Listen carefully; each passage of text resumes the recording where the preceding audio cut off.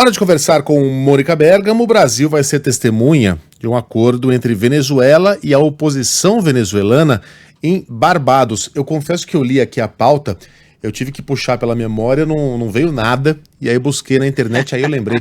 Esses acordos, essas negociações foram suspensas no ano passado, né, Mônica? Bom dia.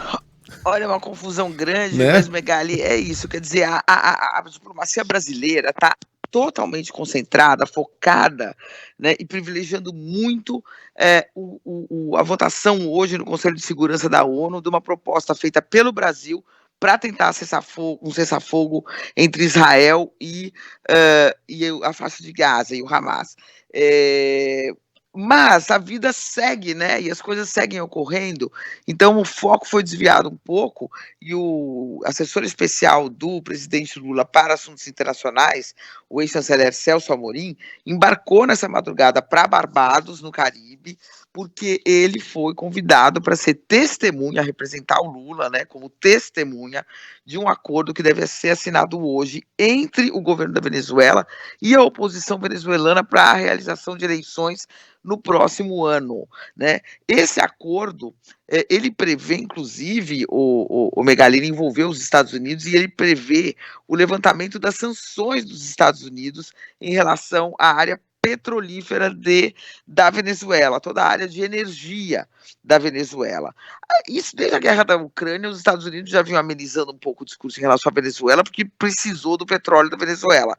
Mas agora seria um acordo envolvendo todas as partes, as sanções americanas seriam levantadas e o governo da Venezuela estaria de acordo, concordaria, né, com algumas coisas. Por exemplo, ele concordaria em permitir observadores da União Europeia no processo eleitoral da Venezuela no próximo ano. Isso ocorria no passado, mas a Venezuela suspendeu, porque dizia que eram observadores parciais, que estavam ali sempre para causar confusão, mas agora a Venezuela aceitaria, né, abrir o seu processo eleitoral para observadores internacionais da União Europeia. Outra coisa, levantaria, né, as punições a opositores que excluíram opositores da corrida eleitoral. Né?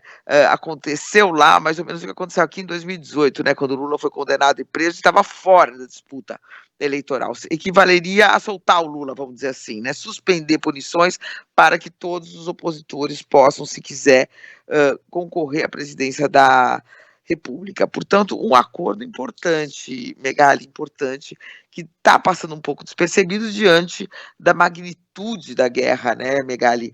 Eu estava comentando antes de entrar no ar aqui, que a guerra é uma coisa tão chocante essa notícia que você acabou de dar de uma brasileira, filha de brasileiros morta, que tinha sido sequestrada pelo Hamas, quer dizer, são coisas tão chocantes que tudo parece que perde a importância diante disso, né?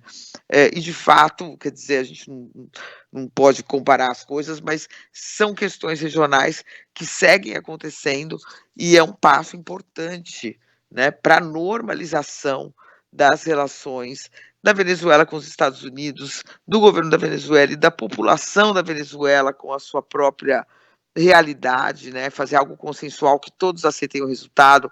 O Brasil jogou um peso grande, o Brasil no governo Bolsonaro jogava muito contra, né, o governo da Venezuela. O governo brasileiro jogou um papel importante nessas tentativas de acordo. A gente sabe que o Brasil, assim como acontece que o Brasil, a diplomacia brasileira, ela dialoga com Israel, ela dialoga com o Egito, ela dialoga com interlocutores do Hamas, que governa de fato a faixa de Gaza. Aqui também na América Latina, a diplomacia brasileira tem esse trunfo, né, essa qualidade muito importante de dialogar com todos os lados sempre, e acaba jogando um papel importante aí, e portanto Celso Amorim vai ser a testemunha pelo Brasil desse acordo, Megali. Vamos ver, né? Vamos ver como será realizada essa eleição e como será a atuação de Maduro, né? Porque a história não é bonita, a história recente. Maduro tornou inelegível.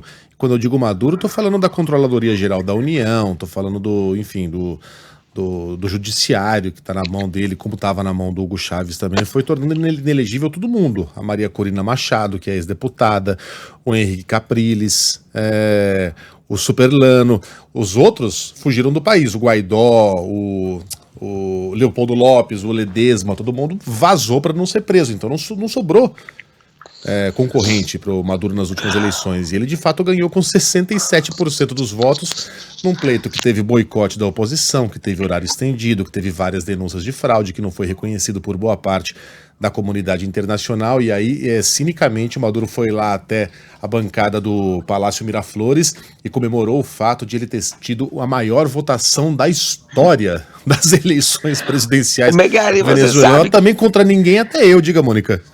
Que eu tive a oportunidade de entrevistar, né, o Maduro na Venezuela. E eu me recordo que eu fiz essa pergunta para ele, porque na época o Lula estava preso, e a Venezuela era um dos países, né, que fazia protestos fortes, né, pela libertação do Lula, pela liberdade do Lula, não só a Venezuela, né, vinham lideranças da França, da Europa, quer dizer, o Lula é essa personalidade mundial que a gente sabe que é, mas enfim, a Venezuela falava muito disso. E aí eu perguntei para ele, o senhor protesta, né, bastante a Venezuela sobre a prisão do Lula? Ele, claro, é um absurdo. Eu falei, pois é, mas aqui também não acontece a mesma coisa. Quer dizer, o senhor disse que a prisão do Lula é uma prisão política, né? Então eu estou partindo do pressuposto de que o senhor esteja correto, aqui não acontece a mesma coisa. Bom, Megali, a reação foi a pior possível, né? E ele me falou, como você compara um homem como o Lula, que é uma liderança mundial, com esses golpistas da direita venezuelana? Eu falei, eu não estou comparando as pessoas, né? Não estou comparando o Lula com o Guaidó, mas eu estou falando de processos, né? Os processos que ocorreram, se não tem uma semelhança dentro do que o senhor está falando aí, dentro do seu pressuposto. E daí ele partiu para essa linha de que eram pessoas incomparáveis, eram lideranças incomparáveis, que lá a direita tentava dar golpe, que o Lula no Brasil não tentava dar golpe, enfim. E aí o diálogo seguiu, mas eu tive a oportunidade de fazer essa pergunta e era isso que estava sendo questionado. Mas enfim, Megali, vamos ver, torcer, né, para que de fato as coisas se normalizem na Venezuela, ganhe quem ganhe,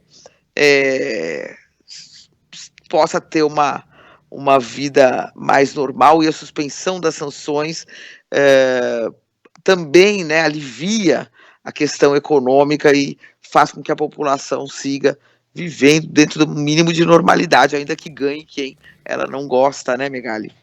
Quem uma parte não gosta, porque se ganhou, é porque a maioria gosta. Mônica, por favor, acá las prisiones son justísimas, porque son golpistas. Ah, por favor. Mônica, um beijo pra você, até amanhã. Beijo, até amanhã.